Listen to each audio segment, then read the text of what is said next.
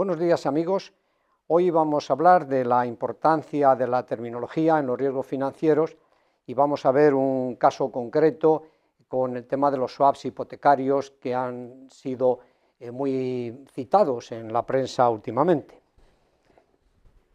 Ahí pueden ver en el plano en qué lugar podríamos clasificar este vídeo. El contenido del vídeo van a ser 13 páginas de teoría que trataremos de pasar rápidamente y luego 9 páginas de prácticas relacionadas con los swaps hipotecarios. En la teoría vamos a hablar de los problemas que produce la interpretación del término riesgo y a su vez también del término seguro. Digamos que respecto a riesgo vamos a hablar un poquito rápidamente de su etimología y su semántica y vamos a ver cómo en la gestión de riesgos tiene dos significados, uno riesgo propiamente dicho y otro incertidumbre, y esto pues lógicamente produce problemas cuando algo, una misma palabra se utiliza para dos hechos distintos, pues también cuando hablamos de un seguro que va a cubrir un riesgo, pues no sabemos si está cubriendo el riesgo de un tipo o el riesgo de otro. Todo esto da lugar a veces de malas interpretaciones que tienen algunas consecuencias no deseadas. Respecto a los swaps, vamos a hablar lo que pasó, se dieron hipotecas combinadas con unos swaps que tenían la pretensión de proteger al cliente respecto a subida de tipos, pero ¿qué pasó? Que en vez de subir bajaron, y entonces se vio que la terminología con la que se habían contratado pues a veces no era suficientemente precisa. Si empezamos con riesgo, podemos ver que su etimología pues nace de cuestiones primero relacionadas con el mar, después relacionadas con los negocios. Luego se ve que ya desde su origen pues ha venido combinando dos significados diferentes, uno de riesgo propiamente dicho y otro de incertidumbre. Y esto lo podemos ver en la propia semántica de este término. Pero eso sí, en el lenguaje común se ha visto como que tiene la interpretación más predominante es la de riesgo de algo malo.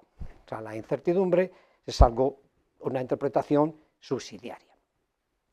Digamos, si nos vamos al uso del término, el uso común, desde luego, riesgo se refiere a la contingencia o proximidad de un daño. Aquí lo podemos ver como aparece definido en el diccionario de la RAE. Si lo vemos en inglés, pues lo mismo, también risk se refiere pues a la posibilidad de un daño, de una pérdida. Sin embargo, en finanzas vemos que a veces ya se introduce que es una incertidumbre, pero que generalmente se aplica para emplear la idea de pérdida. En fin, tiene una cierta ambigüedad, como ya veíamos en la propia terminología inicial. Pues bien, en 2014, en la nueva versión del diccionario de la Real Academia Española, ya sí que se pone en negro sobre blanco una interpretación primera de riesgo como contingencia o proximidad de un daño, en la que no se cita para nada ningún aspecto que tenga un elemento de beneficio, pero se añade ya una definición de riesgo de mercado y se define como una incertidumbre. Evidentemente, esta denominación, que yo ya vengo proponiendo desde el año 2001, pues se ha introducido en el diccionario de la Real Academia Española. Evidentemente no es porque los académicos hayan tenido en cuenta mi modesta aportación, sino sencillamente porque se han dado cuenta de que en los mercados, pues el riesgo de mercado, perdón, la redundancia, pues se refiere realmente a la incertidumbre. Y la incertidumbre no es lo mismo que el riesgo. Lo podemos decir que en el lenguaje común hay dos significados de riesgo, fundamentalmente uno, que es el peligro de un perjuicio, y luego hay un segundo significado de riesgo, más sofisticado, más en el entorno de riesgos financieros y concretamente más en el riesgo de mercado, donde también se llama riesgo, lo que llamamos riesgo 2, a la incertidumbre. Y la incertidumbre tiene dos componentes, el riesgo propiamente dicho, el peligro de perjuicio, y la oportunidad o posibilidad de un beneficio. Pues bien, ya nos decía Horacio Quiroga que cuando dos cosas distintas tienen el mismo nombre, pues tenemos un problema. Pues efectivamente, si el problema de la definición de riesgo se agrava cuando lo mezclamos con la definición de seguro. Si nosotros vemos el uso común del término seguro, pues se refiere a cubrirnos de un riesgo mediante el pago de una prima, evidentemente. Si lo vemos en inglés, lo mismo, tenemos que hacer un pago para vernos cubiertos de un riesgo de accidente, de muerte, etcétera, etcétera.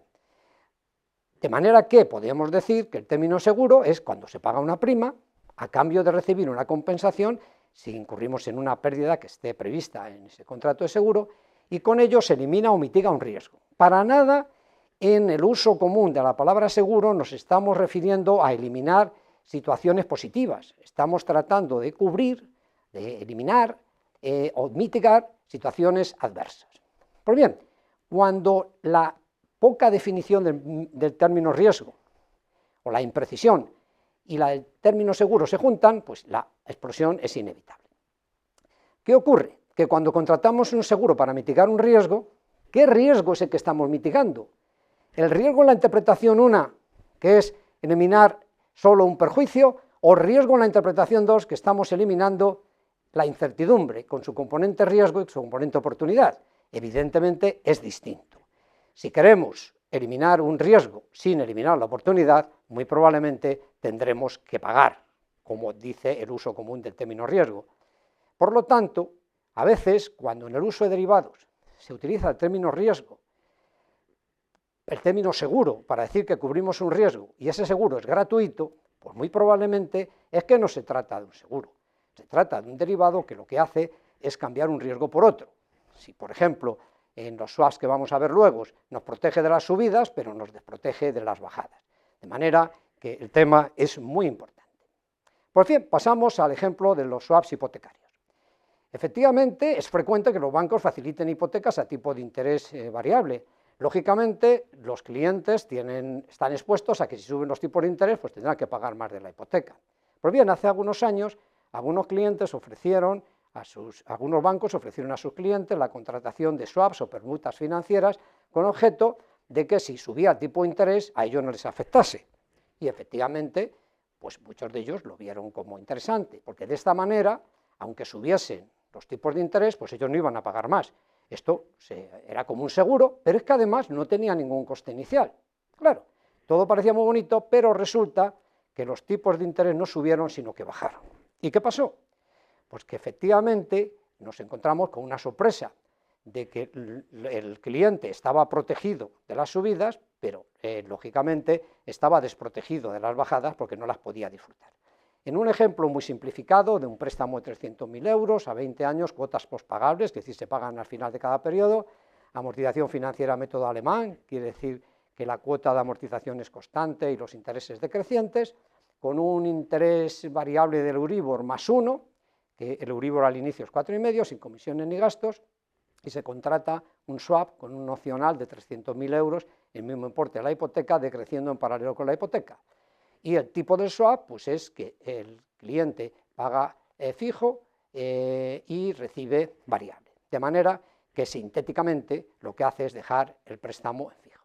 Si nosotros vemos cómo es el préstamo, que es la parte de arriba, en la que efectivamente vemos los flujos, si efectivamente sube el Euribor, pues podemos ver en cualquier pago, por ejemplo este pago, que en vez de 26,6, pues hay que pagar 31,8, pero por el swap el cliente recibe 5,3, con lo cual sigue pagando lo mismo que si se hubiese quedado fijo, de manera que en una subida del tipo de interés el cliente queda perfectamente protegido.